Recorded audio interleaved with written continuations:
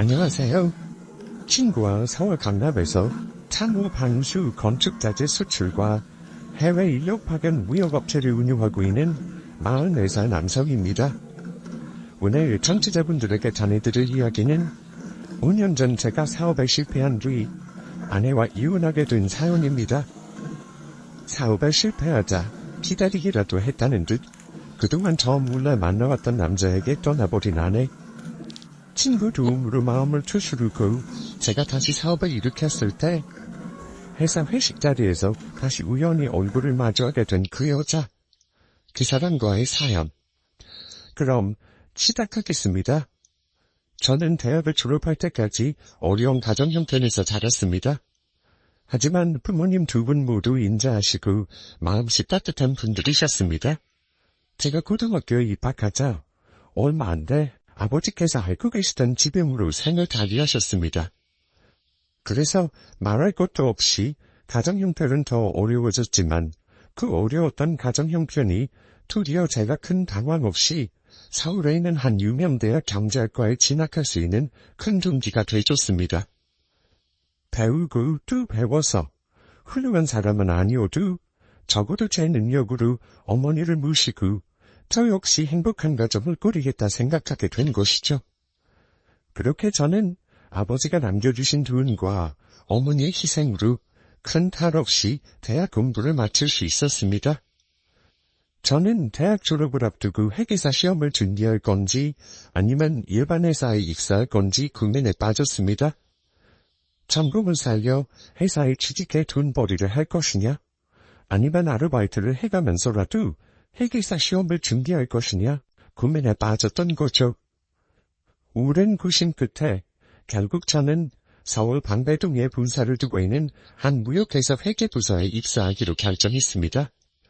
회사에서 한 2년 정도 일했던 때였을까. 중학교 때부터 마적근 친구 사이로 지내던 동수가 회계사 시험에 합격했다는 소식을 동기들로부터 전해 듣게 됐습니다. 학창 시절 제가 삐딱해지려고 어긋나려 할 때마다 제 정신적 지주가 되준 동수였기 때문에 저는 동수의 회계사 시험 합격 소식을 듣고 마음을 다해 축하해줬습니다. 합격 소식을 들은 뒤 저는 지금은 서로 바쁠 때니까 몇 달 뒤라도 좋으니 다음에 만나서 꼭 밥 한번 먹자. 동수에게 메시지로 전화했었죠.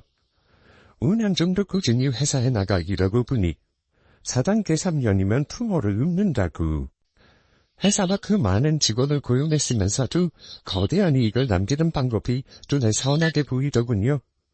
틀이라면 틀이라고 할 수 있고 룰이라면 룰이라고 할 수 있는 어떤 일정한 패턴 같은 게 눈에 보이기 시작한 겁니다. 주말에 동수를 만나 함께 점심 식사를 하던 자리였습니다. 동수야, 무역인이 수출이면이 그거 어려운 거 아니더라?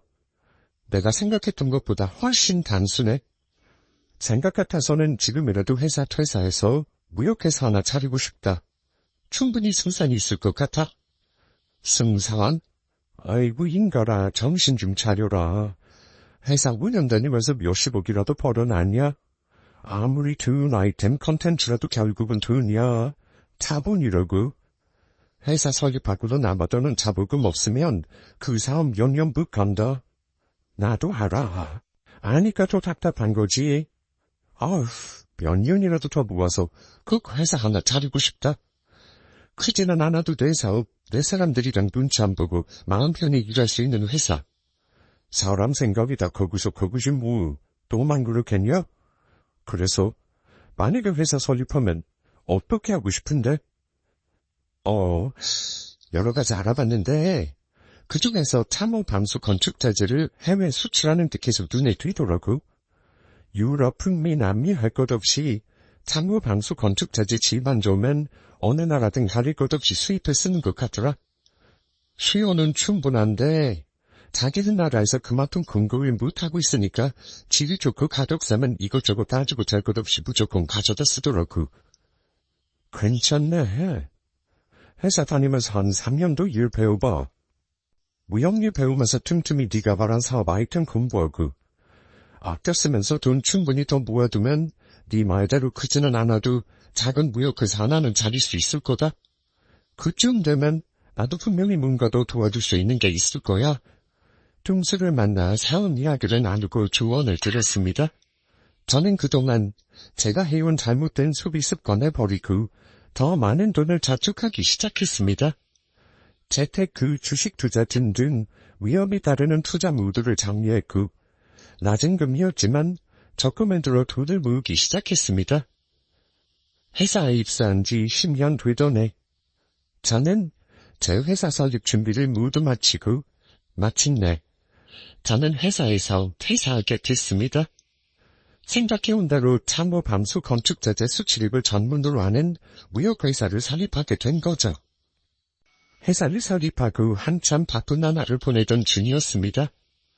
대학 선배가 운영하고 있던 무역회사에 들러 선배에게 인사도 드리고 회사 운영에 관한 조언도 들을 겸 선배 회사에 방문한 날이었습니다.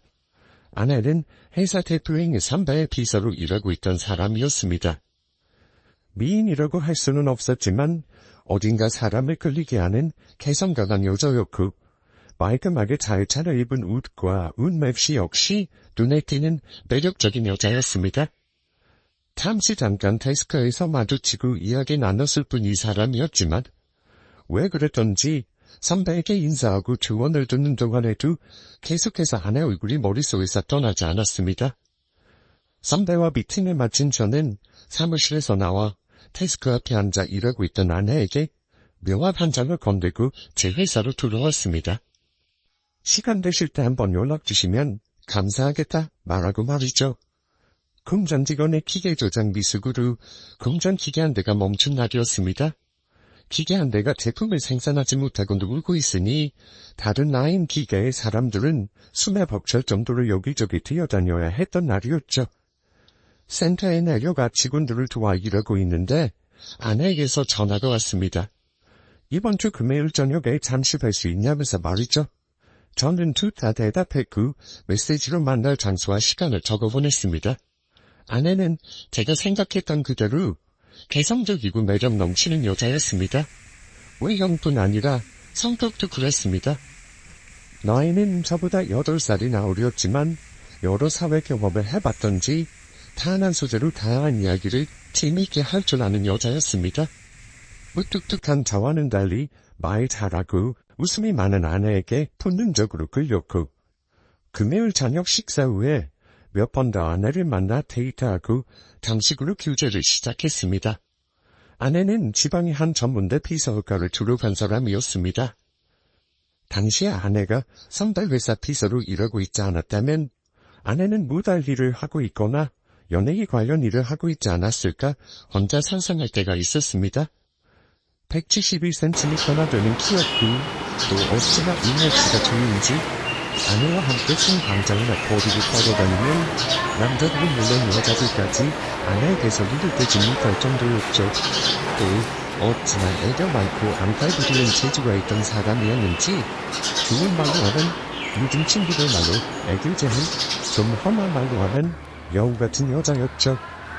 결혼식까지 울리는데 걸린 연애 시간은 4개월밖에 되지 않았지만 그런 건 문제가 되지 않을 거라 생각했습니다. 제가 아내에게 분명한 사랑의 감정을 품고 있었기 때문입니다. 아내가 제게서 사랑을 거두어가지 않는 한 제 사랑은 계속될 거라 생각했습니다.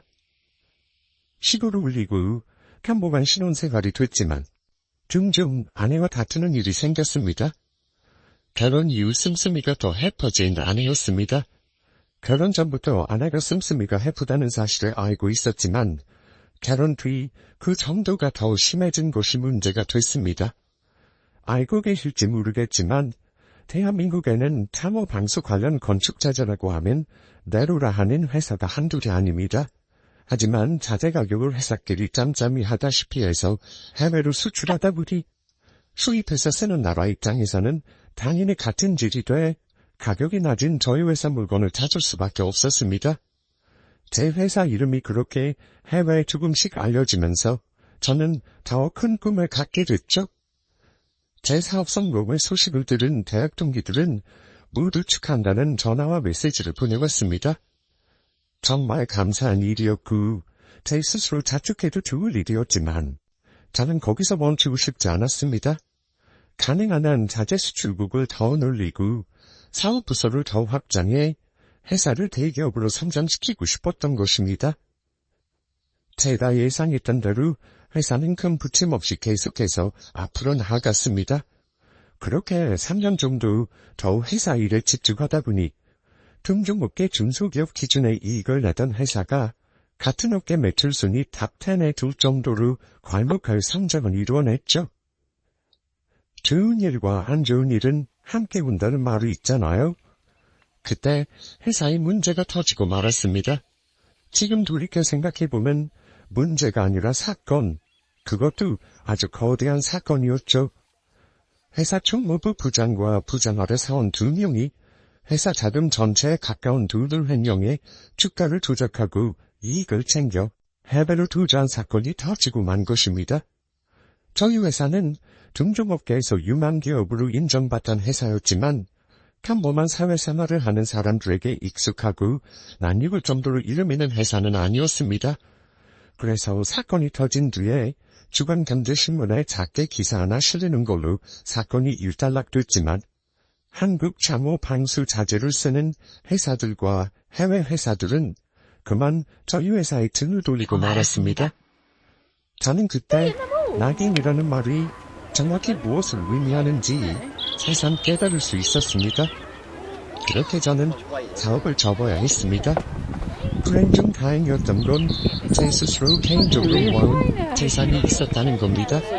저는 사건이 있고 난 뒤 심각한 우울증과 불면증을 알았습니다. 겨우겨우 정신과 약을 먹으며 버텼지만 그것도 한계가 있더라고요. 눈은 떨어져가고 몸과 마음은 날이 갈수록 지쳐가고 하지만 구조활동을 멈출 수 없었습니다. 어찌됐든 저는 제 자신은 물론 저를 먹여야 살려야 하는 한 가정의 가장이었으니까요. 하지만 엎친 데 덮친 격으로 제가 사업에서 손을 떼자 아내의 태도가 돌변하기 시작했습니다. 결혼 생활 동안 아내에게 충분한 용돈을 줬고 용돈 외에 더 필요한 돈이 있다고 하면 마다 않고 얼마든지 지지 않고 필요한 돈을 마련해주던 저였습니다. 그런 제게 그때만 사람 대접이라도 해주느냐 생색내기 시작한 아내가 이제 노골적으로 저를 무시하기 시작했습니다. 여자 모두가 그런 건 아니고 또 잘나가는 사업가의 아내들 모두가 그런 건 아니겠지만 제가 성공가도를 달리고 있을 때 아내는 사치하는 데에 갈수록 더 많은 돈을 들였고 심지어는 자신과 어울리지도 않는 미술품이나 주거품, 공예품 구매에 큰 돈을 썼습니다. 예진아, 너 이 명품, 저 명품 사는 거 다 좋아. 다 좋다고. 근데 웬 예술작품 그렇게 막 사들고 그러는 거야? 당신 미술관은 대학 졸업한 것도 아니고 평소에 책 읽는 그림이든 따로 관심 있게 챙겨보는 것도 없잖아. 참네. 당신은 돈만 벌 줄 알았지. 번 돈 어디에다 써야 되는지 모르면 살았네. 사람이 어떻게 밥만 먹고 살아? 마음의 양식을 먹고 살아야지. 그래, 마음의 양식. 좋아. 좋다고. 근데 예진아, 방금 내가 말했잖아. 너 작품만 집에 한가득 사들이고 있지? 실제로 네가 그림 그리거나 도자기 피는 것도 아니잖아. 그렇다고 어디 문화센터 나가서 그런 거 배우는 입장도 아니고. 아, 됐어. 예술이 예술이지 뭐 있어. 좋잖아. 지폐역 허전하게 두느니 여기저기 보기 좋게 그림도 걸어두고 핀 곳에 조각 작품이랑 공예 작품 채워두고 집에 누구 하나라도 방문하면 아, 이 집안은 예술에도 조예가 깊구나 할 거 생각하면 칭찬은 못해줄 망정 그깟 돈 얼마나 든다고. 사업이 잘 나갈 때야 그러려니 하고만 일이지. 사업 실패한 뒤 아내의 사치가 계속되자 저는 더 두고 볼 수만은 없었습니다.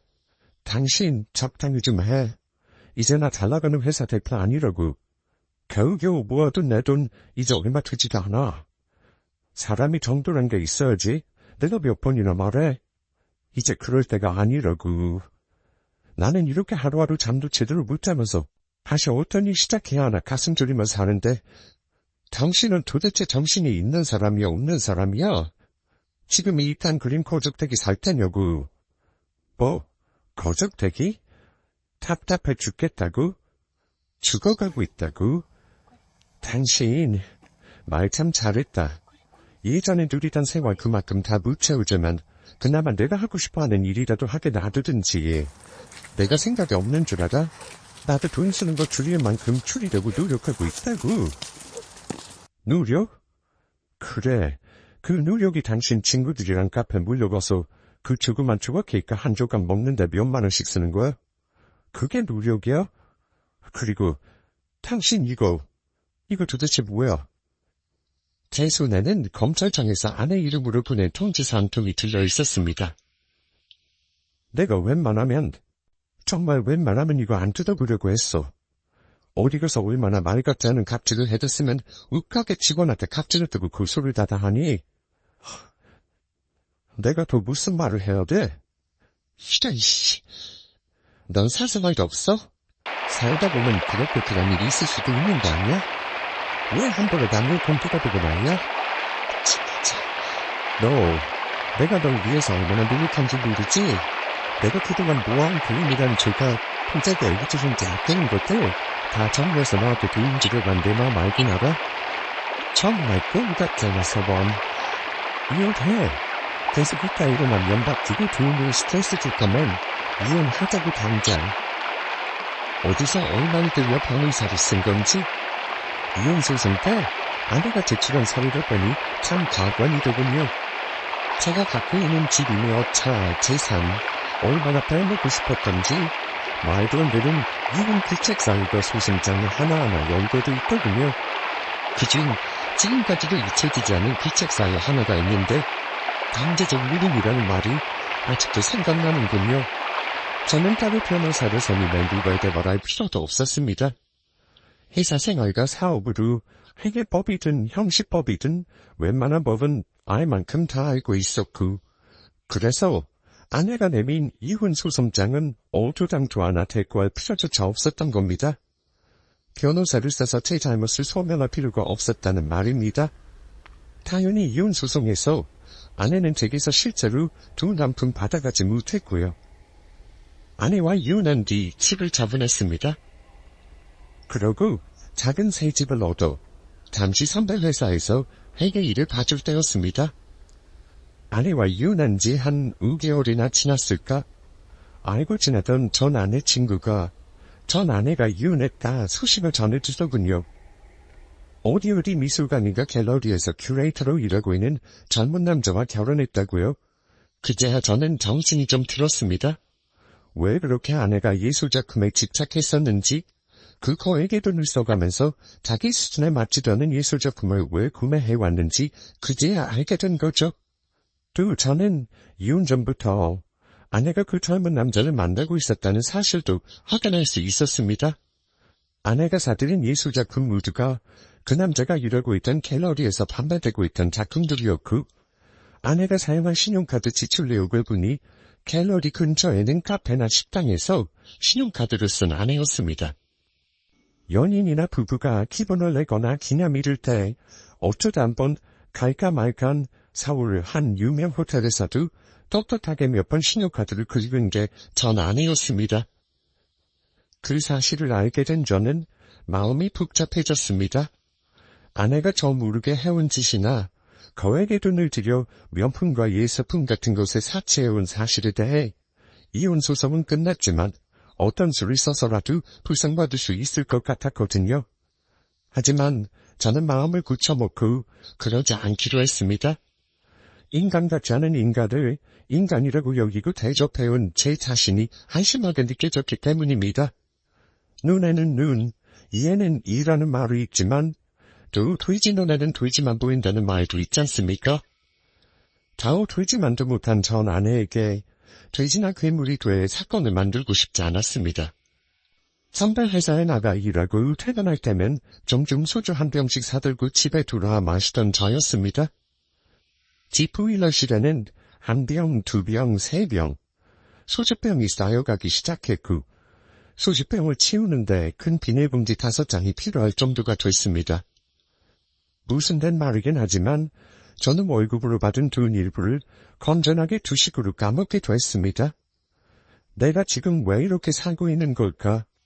무슨 의미로 살아서 꼴딱꼴딱 겨우겨우 숨만 쉬고 있는 걸까? 스스로에게 묻지 않을 수 없었습니다. 그러고 고향에 계신 부모님을 생각해서라도 틀어지고 어그러진 생활을 바로잡아야겠다 생각하게 됐습니다. 그런 깨달음이 있었지만 3월에 큰 변화가 생긴 건 아니었습니다. 담배 회사에 나가 일하고 퇴근하고 다만 한 가지 분명히 변한 게 있다면 적적할 때 술로 마음을 달래는 대신 사업 실패나 인간관계에서 실패한 사람들이 마음을 추스르고 다시 정상에 오르기까지의 경험을 기록한 자기계발서를 찾아 읽기 시작했다는 겁니다. 그렇게 조금씩 마음을 가다듬으며 시간을 흘려보내고 있던 어느 날 마침 미국의 한 주식회사에서 일하고 있던 동수에게 전화가 걸려왔습니다. 명건아, 잘 지내냐? 나 다음 달 초에 귀국한다. 귀국? 갑자기? 아니, 갑자기는 아니고 작년부터 귀국하려고 마음먹고 있었어. 무슨 소리야? 작년부터 준비했다니? 알고 있던 사실이지만 여기는 정말 사람 살 건 못된다. 여기 생각하면 한국은 양반이야. 정말 너무너무 살기 좋은 데가 대한민국이라니까. 당연한 말이지만 돈 없으면 아무것도 할 수 있는 게 없는 데가 여기다. 인간 대접조차 받을 수 없는 데가 여기라고. 지겹다 지겨워. 여기 더 있다 하는 정말 머리가 어떻게 풀 것 같아. 자본주의 사회에서 돈 하는 게 당연하지. 너답잖게 왜 그런 나약한 소리야? 무슨 일 있었어? 말해봐. 일은 무슨 말대로야. 지쳤어. 귀국할 거야. 귀국해서 며칠 쉬고 연락할게. 네 말대로 그놈의 자본주의 사회 먹고 살아야 되는 거니까 만나서도 예전에 했던 사업, 그 사업 얘기나 같이 해보자. 다시 만난 둥수 얼굴이 말이 아니었습니다. 야윌 대로 야위어서 안 그래도 두드러져 보이던 관계가 큰 돌멩이 하나를 얼굴에 쑤셔박아 놓은 것 마냥 불쑥 솟아 있었습니다. 이 지경이 될 때까지 어떻게 살았느냐 둥수에게 물었지만 둥수는 쓰기 한번 웃어보일 뿐 더 말이 없었습니다. 강남에서 잘나가는 성형외과 페이닥터보다 적어도 2배는 더 많은 월급을 받으며 미국에서 금융회사에 다니던 둥수였습니다. 그런 둥수가 밥을 굶어 그 지경이 될 썰이 없었죠. 둥수 말대로 둥수는 그저 삶에 지칠 대로 지쳐 있었던 겁니다. 이제 나조차도 내가 무슨 생각으로 미국으로 떠났던 건지 모르겠다. 무슨 1억 정금을 얻겠다고 부귀만 누린다고. 후회도 해. 미국으로 건너가서 하루에 잠 2-3시간도 못 자고 끼니는 겨우 반조각으로 때우면서 하루하루 어떻게 버텨온 건지. 몇 년 미국에서 죽어 지내다 보니까 다른 건 다 필요 없게 느껴지더라. 몸 건강하고 인간으로서 고개 꿋꿋하게 들고 살 수 있는 두 놈 품위만 있으면 뭘 해도 앞으로 살 수 있을 것 같다. 그 사람들 아직도 안 잡혔지? 네 전 회사 사람들. 알고 보니까 인터폴에 접색수배 내려져 있더라. 돈 규모도 규모지만 주가 조작 일이 그냥 덮을 사건이 아닌 것 같더라고. 포기했어. 그 사람들 잡혀도 결과는 같을 거야. 그 돈 다 세탁해서 썼던지 어디다 쟁여뒀던지 그렇겠지. 이제 알고 싶지도 않고 말하고 싶지도 않다. 그래? 요즘 명무 선배 회사에서 회계랑 세무 일을 봐준다며? 아 맞다. 재수씨는? 회사에 빠지면서 그나마 좀 벌어. 다시 저축하고 입에 풀칠하고 산다. 재수씨, 이혼했어? 뭐, 이혼? 웬 이혼? 사람이 냄새나는 돼지랑 한 입을 덮고 살 수 없잖아. 더러 그 냄새나 왜 어깨 웃어 추웠어. 제 말을 들은 둥수는 더 제게 아내와 이혼한 것에 대해 묻지 않았습니다. 오랜만에 만나 소고기집에서 맛있는 고기와 술을 거나하게 마시며 회포를 푼 저희는 다음날 저녁 다시 만나 앞으로 함께할 사업 이야기를 나누었습니다. 사업을 다시 시작하는 데 필요한 건 돈, 자본금뿐이었습니다. 사업을 새로 시작하는데 저는 그저 돈 걱정 하나뿐이었지만 둥수는 그런 건 개의치 않아 했습니다. 대학에서 경제학을 전공하고 실제로 회사에 다니고 사업을 해본 저와 둥수는 어쩔 수 없이 경제적이고 합리적인 사람들이었습니다. 둥수는 사업을 새로 시작하며 앞으로 회사에서 펼칠 신사업에 대해 본능적으로 말했습니다. 네 사업 접은 게 벌써 4년 전이다. 그동안 어깨 회사 요로 생겼고 이제 가격 경쟁력만으로는 사업 성공 어려울 거야. 내가 생각해봤는데 네가 과거에 했던 사업들은 그대로 회사가 계속하고 신사업으로 건축기술 수출을 해봤으면 좋겠어. 우리 사업 시작할 때 한 얘기지만 아무리 질 좋고 싼 건축자재만 계속되면 뭐하냐?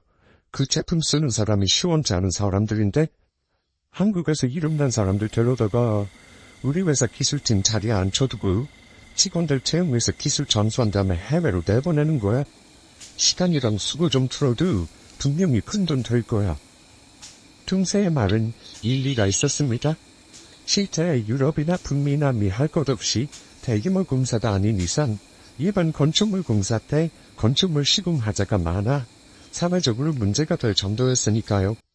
제가 그동안 일본 사업 성과와 둥수가 제안한 사업 내용이 합해지면 둥수의 말대로 사업 성공은 시간 문제처럼 느껴졌습니다. 문제는 역시 돈이었습니다. 사업은커녕 동네 구멍가게 하나 낼 돈이 없는 자였습니다. 둥수야, 무슨 말인지 알겠다. 근데 돈은? 돈? 회사 내고 작은 공장 돌릴 만한 돈, 그 정도는 있어? 문제는 사람이지. 너랑 나야 변함없는 게 당연한 거지만 네가 직접 겪었잖아. 눈 두고 겁에이지 않았냐고. 직원 채용할 때 속고도 속 가서 좋은 사람들 채용해야 돼. 그래야 너도 나도 산다. 청취자분들께서는 건물을 지을 때 가장 먼저 해야 할 일이 뭐라고 생각하시는지 모르겠네요. 건물을 올릴 때 가장 먼저 해야 하고 또 가장 중요한 건 건물 도면입니다. 길이, 넓이, 부피, 압력, 내력 등이 등 상세하고 세밀하게 적힌 도면을 따라 단에 파고 구조를 심고 건물을 세우는 것이죠. 건물 도면처럼 사업자들은 제가 이미 읽어둔 상태였고 저희는 그 위에 둥수가 말한 새로운 사업만 덧붙이면 됐습니다. 과거 회사 운영 경험이 있던 탓에 회사 설립인가를 받고 공장을 구하는 건 어려운 일이 아니었습니다. 둥수 말대로 앞으로 회사를 운영하는 운영진과 공장에서 일해줄 사람들, 회사 사람들과 신뢰를 쌓으며 함께 나아가는 일만 남아있었습니다. 공장에서 제품을 처음 생산하는 날이었습니다. 채용된 직원들 모두 이 업계에서 잔뼈가 굵을 대로 굵은 사람들답게 하루 동안 문제없이 잘 일해줬습니다. 공장을 처음 돌린 날이어서 처음에는 직원들 역시 약간 긴장한 모습이었지만 아무 일 없이 하루 업무를 마치고 나니 모두가 안심해하는 눈치였습니다. 저는 둥수와 함께 공장 직원들을 데리고 그날 저녁 함께 식사를 하기로 했습니다. 아이고, 김 반장님. 반장님 덕분에 오늘 처음 공장 돌아가는데도 아무 문제 없이 하루 잘 갔습니다. 괜찮으시면 반장님이랑 오늘 근무한 A조 C조 직원들 다 같이 근처 식당 가서 식사 함께 하시는 거 어떻습니까? 네, 좋습니다. 식당은 어디로 가실 생각이세요? 저야 일할 때 있는 작업복이 일상복이지만 직원들은 아직 젊은 사람들이라 사무실 들어가서 환복해야 해서요. 기다리지 마시고 먼저 식당 가셔서 전화 주세요. 직원들 환복하는 대로 데리고 식당으로 가겠습니다. 대화를 마친 저는 공장에서 나와 차에 올라 둥수에게 전화를 걸었습니다. 둥수야, 여기 공장 오늘 일 다 잘 마무리했어. 공장 돌린 첫날이고 하니 김 반장님한테 저녁 식사하자고 했다. A조 C조 직원들이랑 다 같이. 직원들 8명, 반장님 나하고도 총 11명이네. 저번에 우리 밥 먹은 한정식집 알지? 왜 공장 앞 세벌로 가서 왜 전화번 마당달리 한정식집? 전화해서 예약할 테니까 사무실 정리하고 굳정와. 알았다. 야, 근데 웬 한정식? 그냥 어디 테이프 찍어서 그게나 굽고 밥이나 먹으면 됐지. 또 처음부터 너무 들떠있는 거 아니냐? 야, 됐어. 내가 낸다, 내가 내. 너도 걱정 많았잖아. 공장 하루 잘 돌아갔으니까 회식자 좋은 거 먹으러 가자는 거야. 큰소리 말고 사무실 정리하고 와. 둥수에게 그렇게 말은 했지만 사실 둥수 말대로 들떠있는 게 맞았습니다. 운종이 공작센터, 공장에 다닌 사무실을 가면 누심 주사하고 있었는데 김 반장은 물론이고 직원들 모두 합을 맞춰 하루 제품 생산을 성공적으로 잘해준 것입니다. 먼저 식당 앞에 도착해 차를 주차하고 보니 그제야 저는 발목을 전에 각반도 안 풀고 있었다는 사실을 알게 됐습니다. 잊고 있던 작업복 역시 그대로 잊고 있었고요. 한점씩 집에 들어가자니 식당 사람들이나 식사하러 온 손님들에게 눈치가 보일 게 뻔했지만 공장과 집이 거리가 있어 저는 아무를 못대하고 그냥 먼저 식당에 들어갔습니다. 어서오세요. 수간산입니다. 문을 열고 들어서는데 저는 인사하는 여자를 보고 화들짝 놀라지 않을 수 없었습니다. 그 여자는 다름 아닌 제 전 아내였기 때문이죠. 전 아내 역시 저를 보고 눈이 휘둥그레져 깜짝 놀라는 눈치였습니다. 방금 전화 예약한 사람입니다. 11명 방문한다고요. 네, 이쪽으로 안내해드릴게요. 저는 전 아내를 따라 안내해주는 곳으로 들어가 자리에 앉았습니다. 특히 20명은 들어갈 만큼 큰 방이었는데 전 아내와 함께 그 방에 들어가려니 참 구원하고 낯설게 느껴졌습니다. 그게 음식 주문하는 절차였던지 아내는 방문을 닫고 선체로 지게 물었습니다. 하지만 저는 본능적으로 메뉴를 주문하는 대신 이렇게 말했죠. 이혜진 씨? 이혼하고 그 자식이랑 결혼해서 잘 산다는 게 그저 이런 거였어? 난 네가 그 잘난 자식한테 시집가서 예전처럼 우리 청담도 마님처럼이라도 사는 줄 알았지? 당신 누구 찌르면 어쩌려고 그래? 조심해. 그리고 당신은 이유밖에 모르고 어디 좋은 데 가서 밥 한 번 제대로 못 먹어본 점핑 구두쇠 주제. 여기 한정수 집이야. 당신 같은 사람 우는 데 아니라고. 옷 입은 고라지 하고는 어디 누가 달아도 다니나 보지? 예나 지금이나 참 눈치도 없고. 누가다 맞지? 아니다. 누가다는 공사 현장 일이고 정확히 말하면 물류센터다. 물류센터. 내가 만든 제품 내 돈으로 사람 뽑아서 내가 산 기계로 찍어라는 물류센터. 왜? 물류센터에서 일하는 사람은 이런 데 오면 안 되나 보지? 너 없었을 때 저번에 여기서 둥수랑 같이 밥 먹었었거든? 이 집 A코스가 얼마였지? A코스가 제일 싼 거 맞지? C코스가 제일 비싼 거고. C코스로 3점 차려줘. 오늘은 2명 말고 11명, C코스로 11명 3점 봐줘라 이지나. 전화내는 불쾌하다는 듯 인상을 찌푸리며 주문을 받고 방을 나섰습니다. 15분 정도 지나 둥수가 도착했고 여공장 사람들이 한정식 집에 도착했습니다. 사람들과 여러 이야기를 주고받는 동안에도 전 아내가 신경 쓰여 불편했습니다. 하지만 술은 역시 사람을 용감하게 해주는 재주가 있더군요. 둥수야, 내가 물었어. 자본금만 있으면 공장 돌리고 다시 사업 재개하는 건 시간 문제라고 했지. 고맙다 둥수야. 그리고 오늘 하식 자리 오신 김 반장님, A조 C조 직원분들께도 정말 감사하다는 말 전합니다. 감사해요. 거기까지만 했어야 했는데 무슨 용기가 더 생겼던 건지 저는 그만 회식 자리를 모두 마치고 식당을 나오면서 전 아내에게 보란듯 제 명함을 건네고 말았습니다.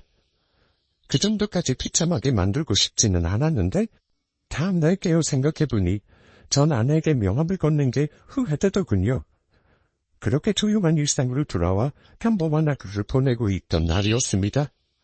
오후 3시 정도 되니 주름이 쏟아져 공장 사무실에 앉아 끔뻑끔뻑 졸고 있을 때였죠. 마침 그때 모르는 낯선 번호로 전화가 한 통 걸려왔습니다. 여보세요? 나야? 웬일이냐 니가? 당신이 명함 주고 갔잖아. 연락하라는 거 아니었어? 명함 주고 갔었지? 그래. 근데 진짜 전화할 줄은 생각도 못했네. 왜 전화했어? 만나서 이야기 좀 하자고. 무슨 얘기? 당신한테 할 말 있어. 나 예전에 당신 사업 잘 나갈 때 당신에게 무턱이 굵고 사치하고 당신 몰래 다른 사람 만났던 거 후회해. 그딴 이야기 할 거면 끊어. 내 말 좀 들어봐. 당신이 나를 어떻게 생각할지는 모르겠는데 나도 생각이 있고 감정이 있는 사람이야. 내 이야기 한번 들어주는데 그렇게 어려워? 참, 도두. 넌 끝까지 네 자신밖에 생각할 줄 모르는구나. 그너, 뭐 할 말 없어?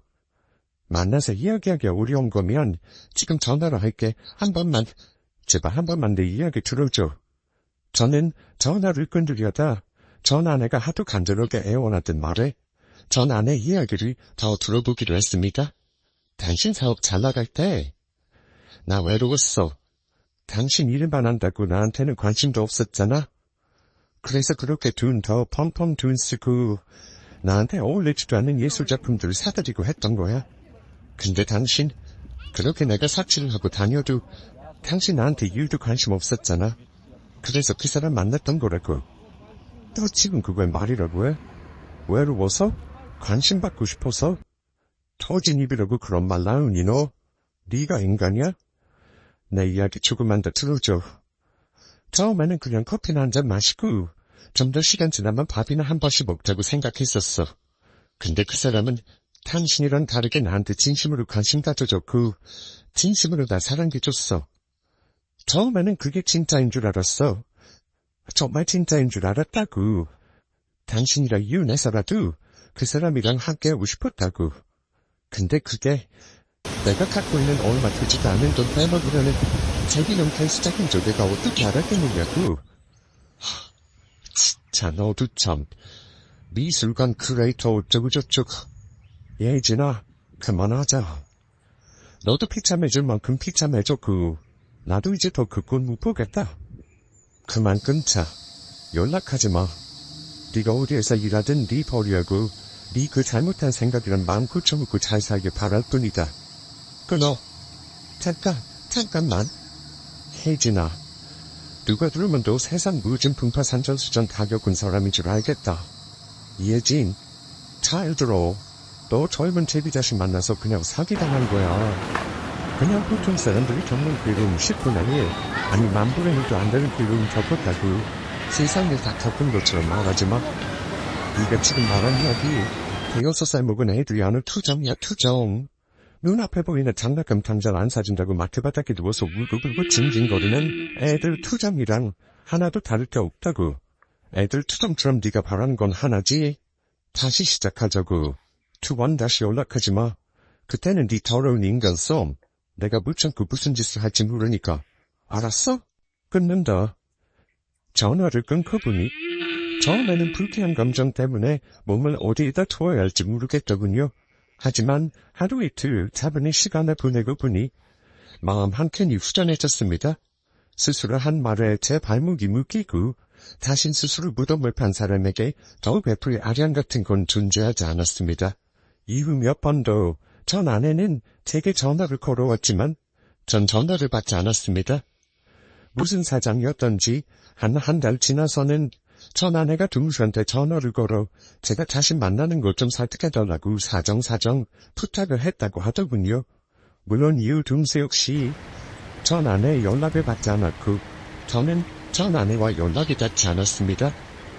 5년 전 아내와 이혼하고 다시 사업을 일으킨 뒤 저는 가끔 진짜 친구, 진짜 우정, 진짜 의리, 진짜 사랑이 뭐냐고 스스로 묻고 스스로 답할 때가 있습니다. 분명한 정답을 얻은 건 아니지만 적어도 사람들이 흔히 말하는 것처럼 힘들 때 내 곁을 떠나지 않고 함께 해주는 사람, 마음, 그게 진짜 사람이고 또 마음이라고 대답할 정도는 됐습니다. 어쩌다 보니 깊은 생각 없이 시작한 결혼 생활은 결국 어쩔 수 없이로 끝나버리고 말았습니다. 제가 결혼과 이혼을 통해 또 하나 깨달은 게 하나 있다면 어르신들 말씀대로 첫 단추를 잘 꿰어야 한다는 사실이었습니다. 긴 사연 들어주신 청취자 모든 분들에게 제가 방금 말씀드린 진짜 마음, 사람이 늘 함께였으면 좋겠습니다. 감사합니다.